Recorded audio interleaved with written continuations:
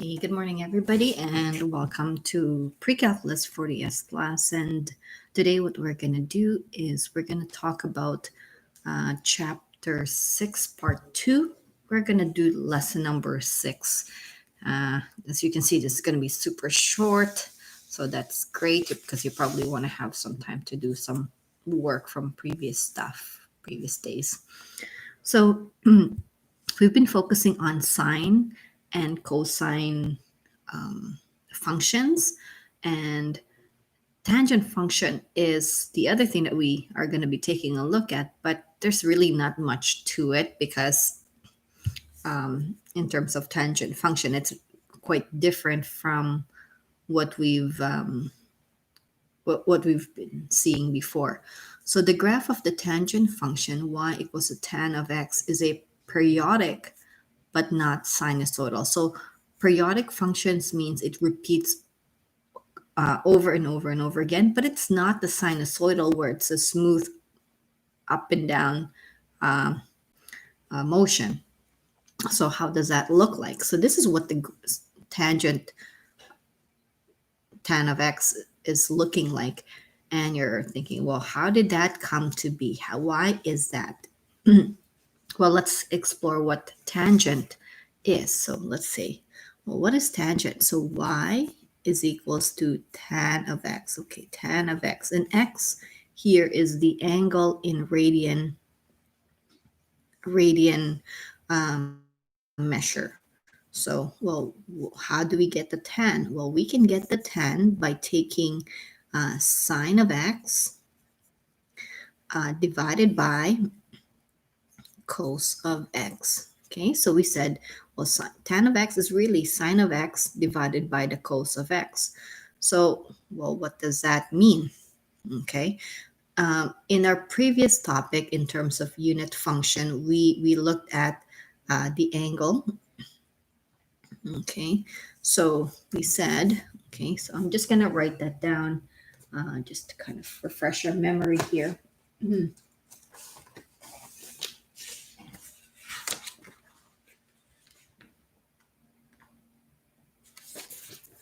So in terms of our unit circle, I'm just going to pull up my unit circle in here. Okay, so this is my unit circle, and you've seen this from our last booklet. We said sine of the angle is the y, and then cos of the angle is this one here, the x coordinate onto our unit circle. So if we were to do the tangent, okay, so this is what it would look like technically. Okay, and then it's going to be a little bit clearer. So here's our angle. Sine of the angle, sine theta, cos theta. And if I go sine divided by cos, then that would be our tangent. Tan theta, which is sine theta over cos theta. So let's start with zero radian. So this is our theta, 0 radian. 0 radian, the sine is 0, and then the cosine is 1. So these are that part. Okay, just to kind of bring it back in here, right there. So this is our 0 degrees right there. And then cos of the angle is 1, sine of the angle is 0. Okay, and I just wrote it down backwards so that I can just go sine divided by cos. Now let's take a look, continue on. What about pi by 6? Pi by 6, that's going to be, in pi by 6, it's going to be 1/2, and then root 3 over 2. Pi by 4 is going to be root 2 for sine of the angle, and then for the cosine is also root 2 over 2. Pi by 3 pi by 3 is going to be, for sine, it's going to be root 3 over 2. And then for cosine is 1/2. And then at pi by 2, this is where the 90 degrees is happening, is going to be 1 for the sine, and the cosine is 0.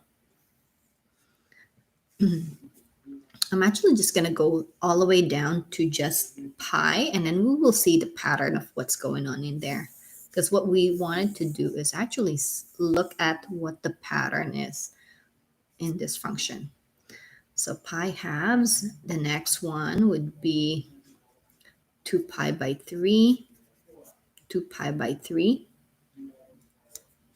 2 pi by 3. That's going to be root 3 over 2 and a negative 1/2. And the other one is 3 pi by 4. And 3 pi by 4 is root 2 over 2 minus root 2 over 2. 5 pi by 6. 5 pi by 6 is 1/2, comma, negative root 3 over 2. And then finally pi is at 0, 1. Okay, so I've listed down the angle and then sine and then cosine. Now, with these information, we could determine the tangent of the theta, the tangent of the angle. So what does a tangent mean? Tangent is sine divided by cos. So sine of the angle is 0 divided by 1. So 0 divided by 1 is 0. Okay, now what about this one? 1/2 divided by root 3 over 2. So 1/2 divided by root 3 over 2 is going to give us 1 over root of 3. 1 over root of 3. Because remember, this is the same thing as multiplying the reciprocal of these. So if I take this reciprocal of root 3 over 2, it's going to be 2 over root of 3, and then the 2's would cancel. Now over here, this one is root 2 over 2 divided by root 2 over 2, so that's going to give us the 1. That one's easy. Root 3 divided by 2 divided by 1/2, so that's going to be root 3 over 2 divided by 1/2. Okay, so how can we do that again? So if we're dividing, it's the same thing as multiplying the reciprocal. So the 2's would eventually cancel, and we're going to be left with root of 3. Now this is going to be an interesting one because 1 divided by 0, and when we have to divide by 0, it's going to be an undefined. So when it's undefined, that's where the asymptote is going to happen. We're going to see the denominator being equal to 0, and that's where the asymptote is. And we'll talk about that right there. Now, let's continue on, and then we'll see from there. Root 3 over 2 divided by negative 1/2. So root 3 over 2 divided by negative 1/2. And again, the same thing is going to be that when we multiply the reciprocals, the 2's would cancel. We're going to be left with negative root of 3. And then here, root 2 over 2 divided by negative root 2 over 2 is going to be negative 1. And then 1/2 divided by root 3 over 2, it's going to be negative 1 over root of 3. And then 0 divided by 1 would be 0. So what we're trying to graph in here is that this is going to be our x. The angle is our x in our tan of x. And then the y would be these ones over here. Okay, so let's see here. So if our angle is 0, so 0 radian. Our tan of theta, or tan of 0 radian is 0. So that's this point right there. Okay. Now let's take a look at where is pi by 6. Pi by 6. From here to here is pi. And then there's 1, 2, 3, 4. Or they only have the 4. Pi by 6 would be if we were to cut this into 6 equal parts. And that's going to be 1 over root of 3. So if we were to cut this equal parts, so that's going to be probably over there. It's going to be 1 over root of 3 right there. Okay. Now let's take a look at pi by 4. Where's pi by 4? From here to here is pi. And if we cut it in 4 equal parts, and this is pi by 4. So it says here pi, if x is pi by 4, if the angle is pi by 4, what is the tan of pi by 4? It's going to be 1. So that's this one. And what's happening is that in this particular case, I'm going to do the unit circle in here.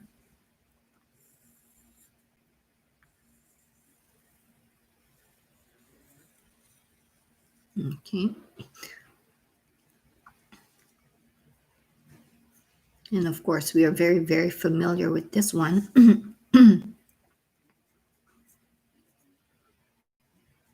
And then this is 2 pi. As we are rotating this way, the denominator, it's getting closer and closer and closer to 0. Okay, so when we're getting closer and closer and closer to 0, as we are approaching pi halves, the denominator gets closer and closer to 0, so that if we divide them, it gets closer and closer to infinite. It gets bigger and bigger. So that's why, okay, as we are getting closer and closer to pi halves, the cosine is getting closer and closer to 0. So that means it's gonna, when we divide the sine divided by cos, it gets really, really, really big up there. Okay, infinitely big. Now over here,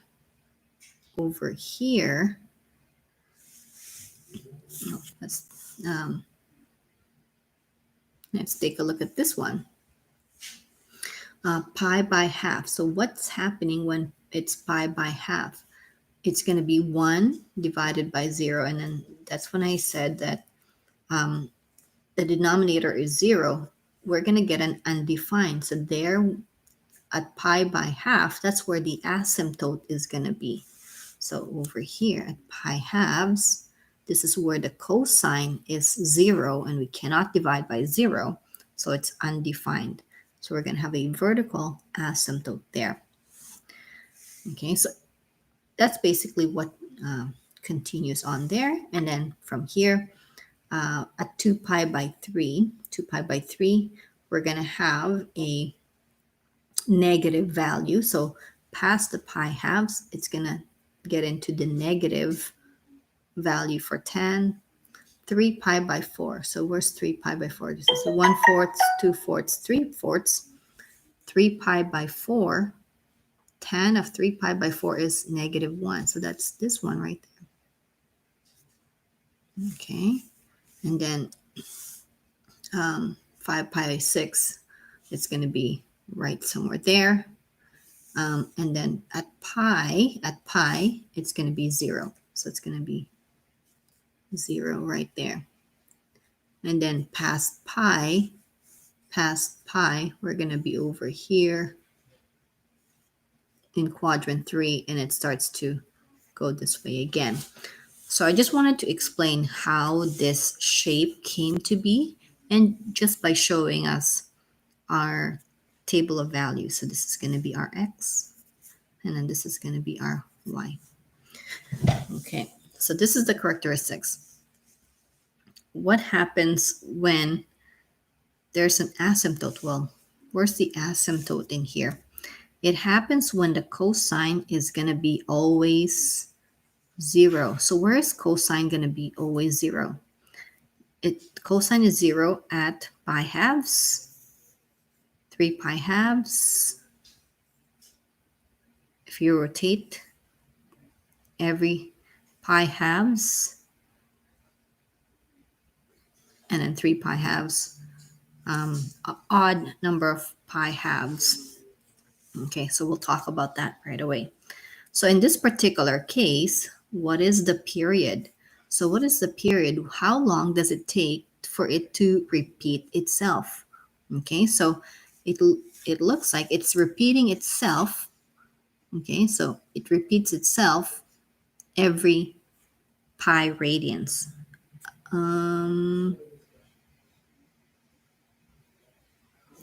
So from here,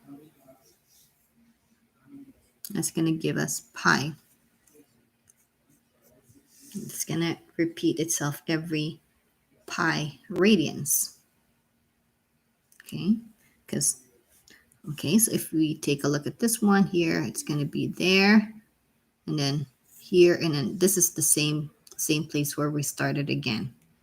Okay, or if you go from negative infinity from here to here, that's when it repeats itself. Negative pi half this way, and another negative another pi halves this way. So together, it's going to be pi. Now, equation of the asymptotes. So I did mention that asymptotes happen when cosine is 0. So asymptotes, I'll just write it down in here.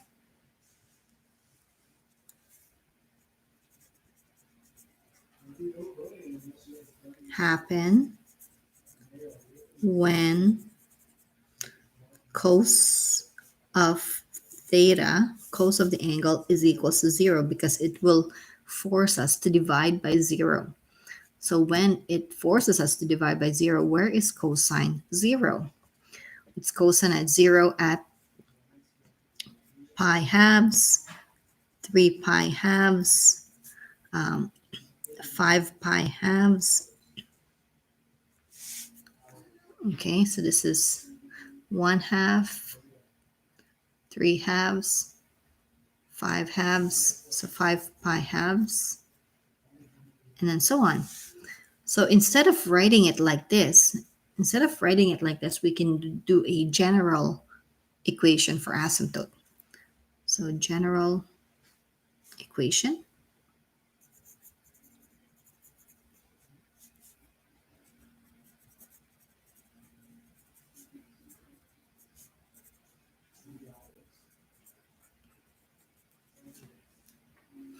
So it's basically, turning it back here. So at pi halves, if we turn pi radians each time, we're going to get into the 0 cosine of, so cosine of something will give us 0. So it's going to be pi halves plus every factor of pi. So pi times k, where k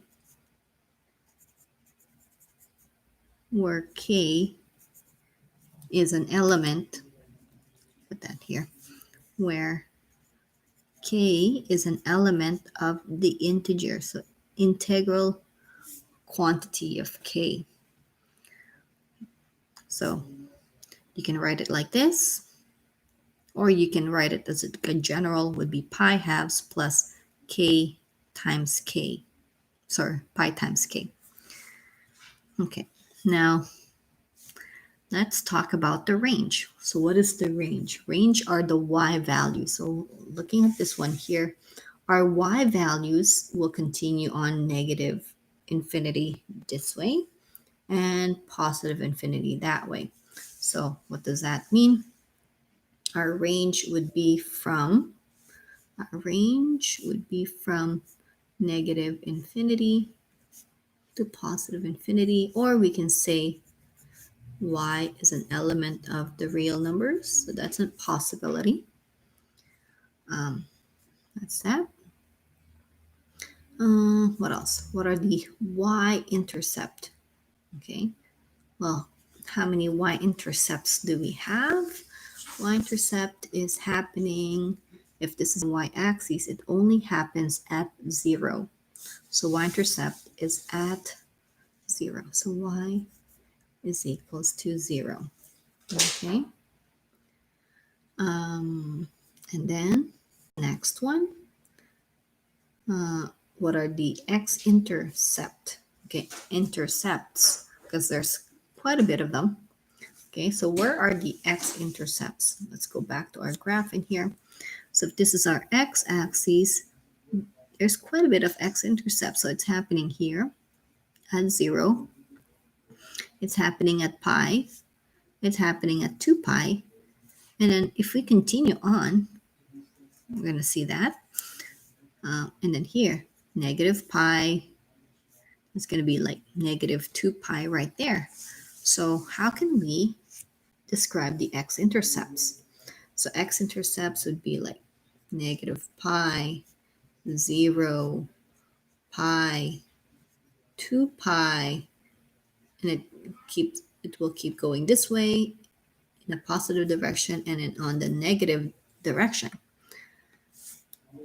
Is there a way for us to figure out the general form for this? So we can say it's going to be x-intercepts happen where it's going to be pi times k,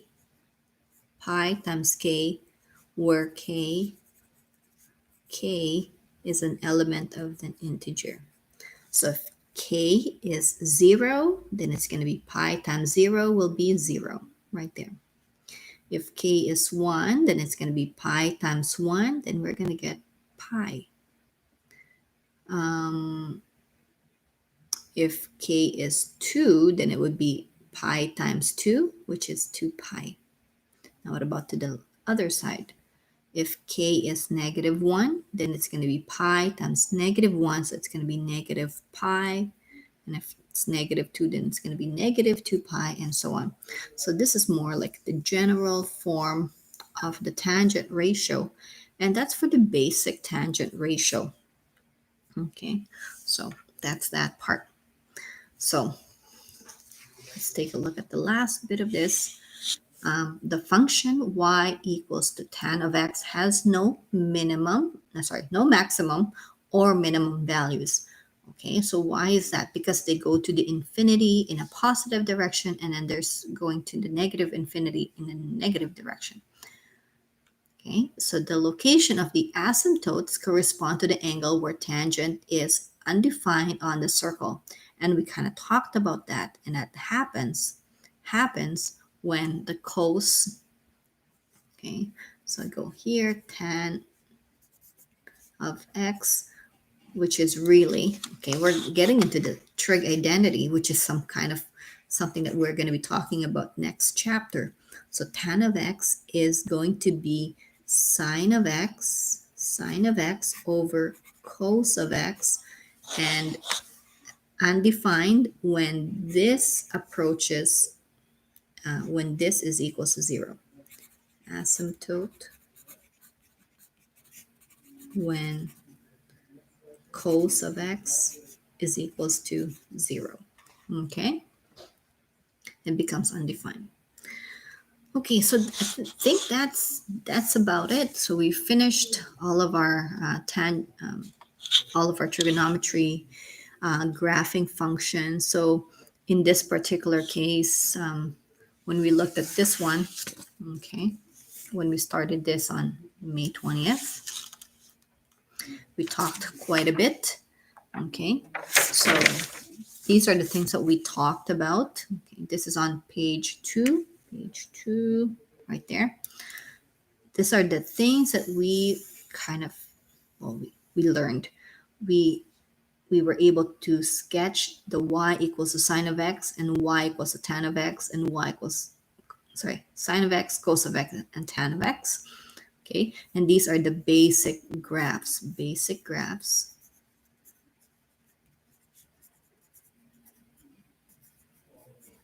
And then we looked at the different characteristics of these things. Okay, we looked at the amplitude. What is the amplitude? What is an asymptote? Well, asymptote only happens for tan of x. What's a domain? What's a range? What's a period? The zeros of the graph, meaning the x-intercepts of the graphs. Zeros means x-intercept, and so on. Okay, so these are the characteristics of the trig functions. And then we looked at the transformation describe how the values of a, b, c, and d affect the graphs of the form y equals to a sine of b times x minus c plus d. We could also include the y equals to a cos of b times x minus c plus d, because we also focus on, looked at the cosine. We looked at sketch the graph of the form. So if we are given the function, we were able to sketch it. We were able to figure out the characteristics, means amplitude, asymptote, domain, range, period, phase shift, and zeros, or x-intercept. And then we also went the other way around, where when we are given the graph, okay, when we're given a graph, can we figure out the equation? And then we looked at the problem solving part. So that concludes our unit. So it was pretty short, like I said at the beginning of this booklet. This is going to be a very short unit. The next one that we're going to be working on is chapter 7.